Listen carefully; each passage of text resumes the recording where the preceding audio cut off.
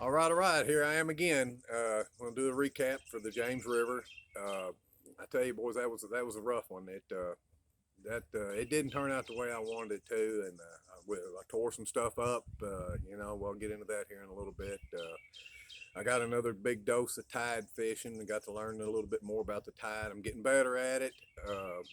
This, it's just one of those deals. I'll get into it here in a little bit, but I want to talk to you a little bit about what the conditions were. We had a super moon the week of that tournament, which means we had a real high tide and a real low tide, and it put a lot more current in the creeks than what normally does, and it made the tide longer and shorter and what have you.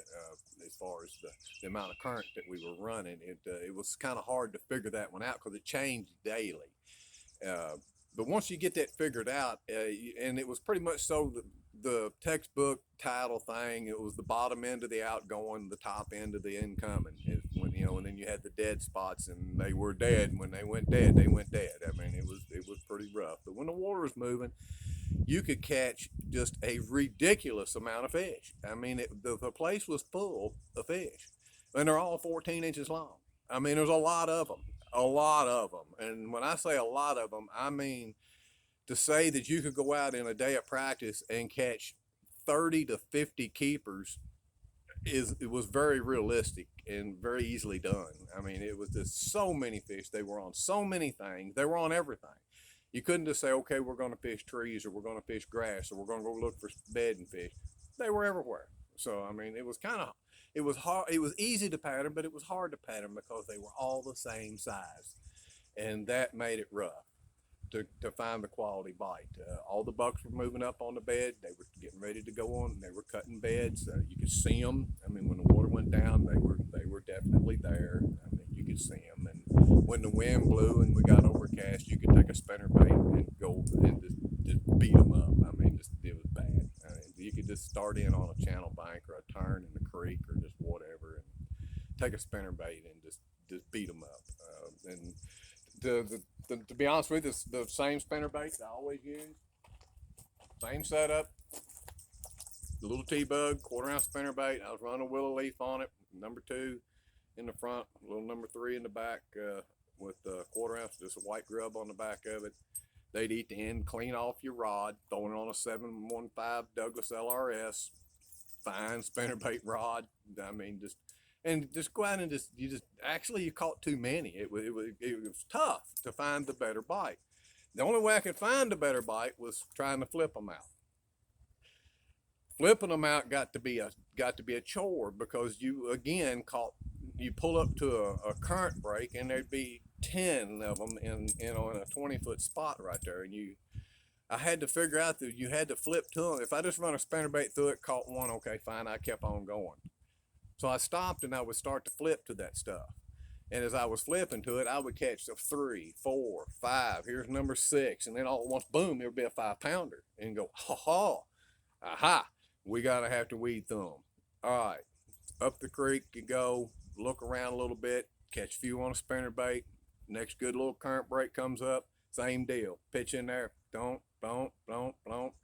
Short, 14 incher, 14 incher, 4-pounder. Hey, this has worked twice. So, with that, what I was doing was taking the 765 Douglas flipping stick, 20-pound mono, Senko, regular old setup on it, the old 3/16 ounce sinker on a Senko, and sit there and beat them up until you got one to bite. And that was the only thing that I could do. And actually, it was going to work. Uh, I was catching 2 or 3 big ones a day, good ones, the ones you needed, plus just an incredible amount of just keeper fish. It was ridiculous. The problem come the first day, I lost 2 fish. I lost 2 fish, 5-pounders at the boat on the flipping stick. Don't know why. Throw the wood to them. They swim to the side of the boat. You reach to get them, they come off. Twice. Ouch. Oh yeah, the 14 inches, you throw them over in this gunnel and they flop around for 5 minutes and before you can even down, they got it hooked clean through. And when the right one bites, they just didn't get it good. Don't know why, but they didn't. That cost me a 10-pound cull at least when you're culling pound 4 ounce, pound 5 ounce. You're like, man. Second day rolled around, same deal. I would go and I'd sit and beat on them trees and beat on them and beat on them and beat on them. And when I finally had a 5-pounder hit, I got him to the top of the water and he come off again. This is the second day. This is 3 of them now. All of my 3 big fish have come off on me. So I go weed through all the little ones. We got a terrible tide. I had to wait till the tide was time to come in. I had an early in. I had to be in at like 2 o'clock, which means I had to leave where I was at 1. And I told my partner, I was looking at my watch and I'm like, I got 50 minutes that I've got to run to get back. And we got exactly 59 minutes and 30 seconds right now. And I got 1 more tree out there I got to go get. And I took off after it and the current had just started moving. Got to the tree, made a long pitch to it, picked up on it, set the hook. It was a 5-pounder. Boom. Daggone it. Okay, I've got one. I've got 7 minutes left to fish. Throw that fish out, fired that mercury up, and held her to the floor all the way to the ramp. My tournament was over. The big fish was there. I didn't have enough to win the tournament by no means. Kenta showed us how to catch them up there close to the takeoff, and he did a great job at it. He didn't have to. He figured out how to catch them close and did a good job at it. I wasn't happy with my finish at all. It's not due to not catching the fish and not getting bit. It was my execution. I couldn't get them put in the boat. And if I could have got the 3 fish that I lost put in the boat, then I would have been a whole. You're talking about a 15-pound upgrade. You know, I mean. Yeah, that would have been nice. But nevertheless, it didn't happen for me. As far as tearing stuff up goes, I broke my trolling motor and couldn't get it fixed, so I had to go buy another one. So, you know, that, ouch, you know. And for some strange reason, like I've never hit nothing, of course. You know, that's what you always say. My lower unit went out. And we all know what that is. Double ouch. So I've had to pay for a lower unit and a trolling motor. So needless to say, that was a very expensive tournament. But hey, we're going out with new stuff now. So it should work fine. So let's hope it does.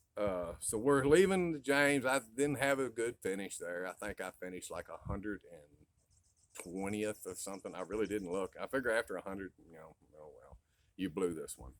So we're leaving here and we're going to Ross Burnett in Mississippi. I've never been to Ross Burnett. Let's go have a look. I hear it's a muddy hole. Let's go see. You know, that might be right up my alley.